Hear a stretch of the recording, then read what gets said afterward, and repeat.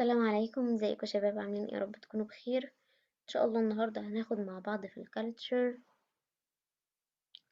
bonfire night. bonfire night اللي هي ليلة الشعلة او زي ما بيقولوا عليها جاي فوكس نايت. جاي فوكس ده شخص كان مؤسس عصابة، كان بيخطط ان هو يفجر البرلمان ويفجر الملك اثناء دخوله البرلمان.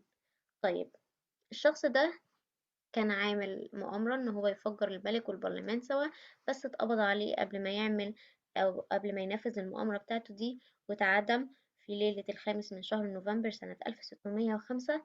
وعشان كده الملك بعد ما اتعدم الشخص ده قرر إن هو يخلي الليلة دي ليلة احتفال رسمي بالنسبة لبريطانيا. طب ايه هي طريقة احتفالهم في الليلة دي؟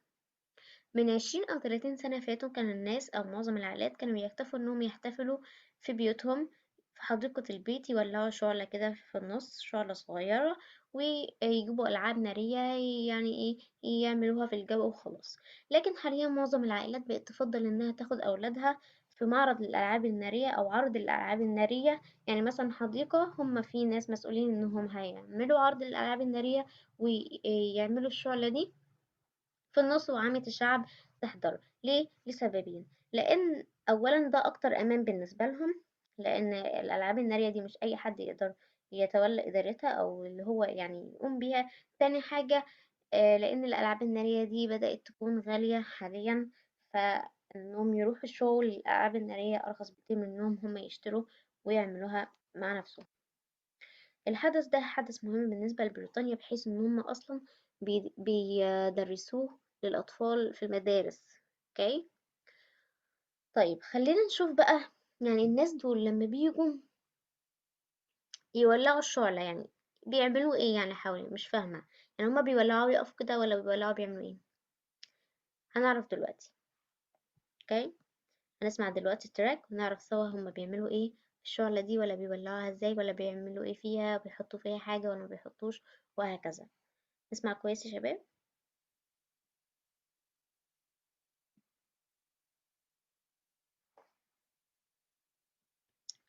دلوقتي احنا هنسمع التراك بيقرأ لنا الجزئية دي والجزئية دي، اللي هي بقى ايه بقية الكلام اللي تحت الصور في الصفحة دي والصفحة اللي بعدها. فاحنا أثناء الاستماع هنقرأ معاه، وهننزل مع بعض عشان نشوف بقية الكلام. اوكي، نركز.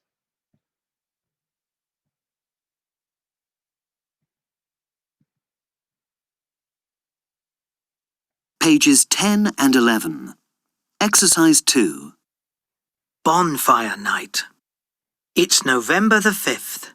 It's early evening, and all over Britain people are standing around bonfires, either small ones in their gardens or enormous ones in parks and other public places. In the middle of the bonfire is a guy, a model of a man. He is burning in flames. All around, fireworks are shooting into the night sky. What's going on? November the 5th in Britain is Bonfire Night, or Guy Fawkes Night.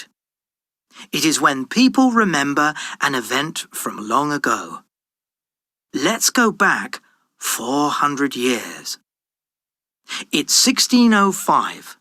The King of England is James I. He is a Protestant, but there are some Catholics in England who want England to be Catholic. Guy Fawkes is one of a gang of 13 Catholics, led by Robert Catesby. They plan to put barrels of gunpowder in a cellar below the Houses of Parliament and blow it up as the King enters on November the 5th.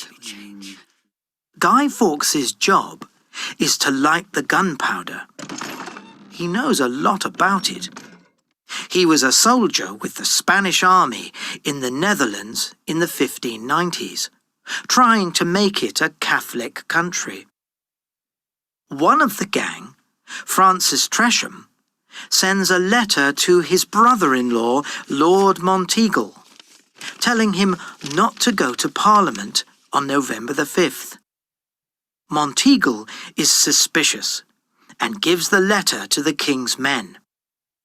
The king's men search Parliament. They find Guy Fawkes and arrest him. They torture Guy Fawkes and make him give the names of the other Catholics. Guy Fawkes is hanged in the gardens of St. Paul's Cathedral. King James makes November the 5th an official day of celebration. Today, many British people don't know the history of Bonfire Night. But some children still make a guy, a model of Guy Fawkes from old clothes. They take the guy around the streets and shout, "A penny for the guy!" If people give them money, they use it to buy fireworks. An adult buys them because it's illegal to sell fireworks to children under the age of 18. Fireworks have colourful names like Catherine wheels, Roman candles, and Mount Vesuvius. Fireworks which shoot into the sky are called rockets. Ones which make a loud noise are called bangers. And ones which are safe for children to hold are called sparklers. تمام كده يا شباب. فدلوقتي عرفنا ان هما الناس دول لما بيجوا يحتفلوا بيولعوا النار، بيولعوها في تمثال اللي هما مجسدين الشخص الخاين ده، وبيولعوا فيه كل يوم 5 نوفمبر بسبب الذكرى اللي حصلت دي. طيب تعالوا نعرف ايه الحكاية اللي حصلت ومين الشخص ده. في انجلترا سنة 1605 كان معظم الناس كان عندهم ميول كاثوليكي، ده ميول ديني معين، لكن الملك بتاعهم اللي هو جيمس الأول ما كانش عايز البلد تكون معتنقة الدين ده. فكان من ضمن الجماعة اللي كانوا عايزين يخلوا البلد كاثوليكية كانت عصابة معينة، من ضمنهم شخص اسمه جاي فوكس. العصابة دي اتفقت إن هي ترتب حادثة تفجر البرلمان أثناء دخول الملك البرلمان يوم 5 نوفمبر. طيب كان جاي فوكس ده هو الشخص الخبير في تفجير البارود، فكان هو المسؤول عن إشعاله. بس اللي حصل إن كان في شخص من العصابة كان ليه جوز أخته من ضمن حراس الملك، فراح بعت لجوز أخته يحذره يقول له ما تروحش البرلمان يوم 5 نوفمبر، بأكد عليك يوم 5 نوفمبر ما تروحش البرلمان. فالحارس ده حس إن فيه كده إيه مشكلة، فراح أخد الجواب واداه لواحد من الأشخاص القريبين من الملك، فعرفوا إن أكيد هيكون في حادثة أو في حاجة غلط في اليوم ده هناك في البرلمان. فبدأوا يفتشوا لحد ما لقوا المكان اللي محطوط فيه براميل البارود اللي كانوا هيفجروا بيها، وقبضوا على جاي فوكس لما كان رايح يشعلها. بعد كده أخدوه قعدوا يعذبوا فيه عشان يعترف على بقية أسماء الناس أو أسماء الأشخاص المتورطين معاه في الحادثة دي، وفعلا اعترف وقال لهم الأسماء. بعد كده أخدوه عدموه. اوكي، بعد ما عدموه قرر الملك إن هو يخلي اليوم ده احتفال رسمي بإن هما يجسدوا تمثال على هيئة الشخص ده ويحطوه في النار ويولعوا فيه ويلعبوا الألعاب النارية وهكذا.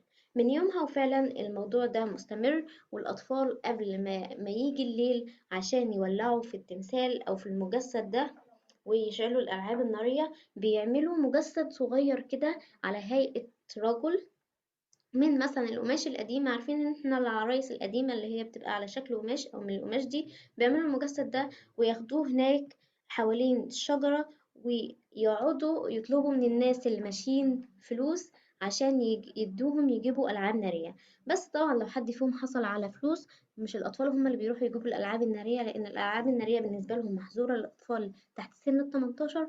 الناس البالغين هم اللي بيروحوا يجيبوا ويبدأوا فعلا يحتفلوا بالألعاب النارية. وهنا قايل لنا بعض أسماء الألعاب النارية المنتشرة هناك في إنجلترا وفي بريطانيا. اوكي يا شباب، موضوع سهل وبسيط جدا. خلونا هنا بقى نجاوب على الأسئلة دي. بيقول لنا هنا سؤال نمبر 3، بيقول لي هنا match each line of speech to a frame of the cartoon. عايز هنا نوصل كل سطر من السطور دي مع الصورة المعينة أو الصورة الملائمة ليه. فعندي مثلا أول sentence هنا بيقول death to the enemy of the king and parliament. يعني إيه؟ موت عدو الكينج والبرلمان. يا ترى أنهي صورة بتمثل موت عدو الكينج والبرلمان اللي هو الراجل اللي اسمه جاي فوكس ده؟ أكيد هي الصورة نمبر 6. أوكي؟ دلوقتي هنقرأ بقية الsentences ونحاول مع نفسنا كده نحلهم أو نوصلهم، بعد كده هنسمع الإجابة. تاني sentence بتقول there he is stop him. هناك اهو وقفوه. يا ترى دي انهي sentence او انهي صورة؟ number 3 something's wrong check if you were in parliament. في حاجة غلط، اكيد في حاجة غلط. دور في كل مكان في البرلمان او افحص كل مكان في البرلمان. number 4 Gatsby Winter Percy. who are the others؟ Gatsby Winter Percy دول اسماء اشخاص، وبعدين حد بيسأل بيقول مين التانيين أو مين الباقي؟ طيب جاتسبي ده هو بيتر جاتسبي اللي هو مؤسس العصابة اللي كان جاي فوكس بيشتغل فيها. اوكي. وبالمناسبة يا شباب إن جاي فوكس ده خبير في البارود لأنه كان بيخدم في الجيش الإسباني سنة 1590. بعد كده نمبر 5 بيقول لي do we all agree it's time to kill this Protestant king. خلاص كلنا متفقين حان وقت بقى ايه ان احنا نقتل الملك المعارض. number 6 بيقول that's enough to blow up the whole building. ده كفاية ان احنا نفجر المبنى بأكمله. number 7 remember the 5th of November. شخص بيقول لحد افتكر، خليك فاكر الخامس من نوفمبر. اوكي. يا ترى دي انهي صورة؟ نفكر كده يا شباب ونشوف احنا هنحل صح ولا لا. بعد ما فكرنا وحلينا، طيب قلنا إن السنتنس الأولى هتاخد الفريم أو البيكتشر نمبر 6. طيب السنتنس التانية هتاخد الفريم أو البيكتشر نمبر 4. sentence number 3 هتاخد picture number 3. sentence number 4 هتاخد picture number 5. sentence number 5 هتاخد picture number 1. sentence number 6 هتاخد picture number 2. and finally sentence number 7 هتاخد picture number 7. اوكي يا شباب؟ اوكي. طيب بعد كده عندنا السؤال الرابع بيقول لي هنا answer the questions. محتاج مني ان اجاوب الخمس اسئله دول او الاربعه لان هو مجاوب على الاولى. بيقول لي what is a guy؟ ايه هو الجاي ده؟ فقال it's a model of Guy Fawkes. الجاي ده او المجسم اللي هما بيحرقوه هو مجسم من الشخص اللي اسمه جاي فوكس، بيجسموه كده على هيئة تمثال وبيحرقوه. طيب نمبر 2 احنا طبعا الإجابات دي يا شباب هنطلعها من التكست من أول الصفحة اللي فاتت لحد الصفحة دي، القراءة والاستماع اللي احنا سمعناه. طيب نمبر 2 بيقول لي هنا what do children do with the guy before bonfire night؟ الأطفال بيعملوا إيه بقى بالمجسم الصغير اللي هما بيجسموه ده بالليل أو قبل ما يبدأوا يشعلوا الشعلة دي بالليل. number 3 what do they do with the guy on bonfire night؟ بيعملوا إيه في المجسم ده في الشعلة اللي بيشعلوها دي أو في ليلة البونفاير. number 4 why do adults have to buy the fireworks؟ ليه البالغين بس هما اللي بيكون يعني مضطرين إنهم يشتروا الفايروركس؟ ليه الأطفال برضو ما بيشتروش؟ number 5 what's the difference between a banger and sparkler؟ ايه الفرق بين البانجر والسباركلر؟ دول انواع من انواع المفرقعات او الالعاب الناريه مذكوره تحت في الصفحه دي على ايدنا الشمال هنا. اوكي. وقايل الفرق ما بينهم، فاحنا هنجاوب برضو من التكست. طيب نحاول نجاوب كده مع نفسنا، بعد كده هنسمع الاجابات. جاوبنا كده مع نفسنا. اجابه السؤال نمبر 2 هتكون they take it around the streets to show people and they ask for money to buy fireworks. Number 3 They put it in the middle of the bonfire. Number 4. Because it's illegal to sell fireworks to children under the age of 18. Number 5. A banger makes a loud noise. Sparklers are safe for children to hold. اوكي يا شباب، عرفنا الإجابات. نكمل على السؤال نمبر 5. بيقول لي find words in the text for the following. عايزنا نطلع كلمة بتدل على الجملة دي. هنطلع الكلمات دي طبعا برضو من التكست اللي احنا قرأناه وسمعناه. طيب for example أول واحدة بيقول لي هنا they are yellow and they come out of a fire. هما لونهم أصفر وبييجوا أو بيكونوا يعني نتيجة عن النار. فقال اللي هي flames. يعني ايه flames؟ يعني لهب. ايه flames. طيب نشوف بقية الجمل ونحاول نطلع التعريف المظبوط ليها من التكست. Number 2. They are round, wooden, and you keep beer or gunpowder in them. مدورين وخشب ممكن تعين فيهم يا إما البيرة يا إما البارود. يا ترى هما إيه؟ Number 3. A room below a house where you keep things. أوضة كده تحت البيت بتعين فيها الحاجات. Number 4. To cause to explode. بتسبب انفجار. Number 5. A person in the army. شخص في الجيش. Number 6. Thinking that someone is doing something bad. تفكير أو تعتقد إن حد بيعمل حاجة غلط. Number 7. To take someone's freedom away. إن أنت يعني تحبس حرية شخص. Okay. Number 8. To hurt someone to get them to tell you something. إن أنت تأذي شخص عشان تجبره إنه يخبرك بحاجة معينة. Number 9. Against the law. ضد القانون. نحاول يا شباب نطلع الكلمة المناسبة اللي بتتماشى مع التعريفات اللي قدامنا دي. بعد ما نطلعها مع نفسنا نسمع الإجابة.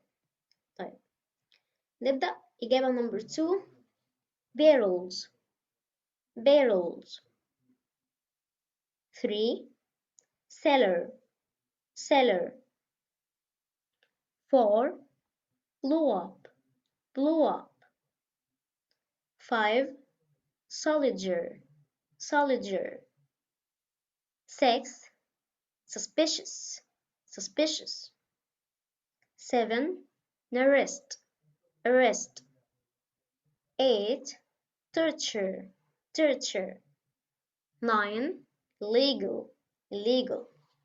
اوكي يا شباب. اوكي طيب بعد كده بيقول لنا في نمبر 6 عايزنا نلاحظ استخدام الفعل make في الجمل في الأربع جمل اللي قدامنا دول. أكيد الفعل make في الأربع جمل دول مش بنفس المعنى. يعني ماشي هو make بس أكيد لما بيجي مع كلمة تانية بيكون معناه حاجة معينة.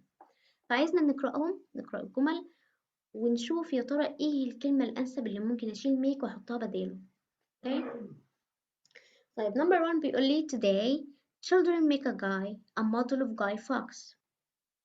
Number 2 fireworks which make a loud noise are called bangers.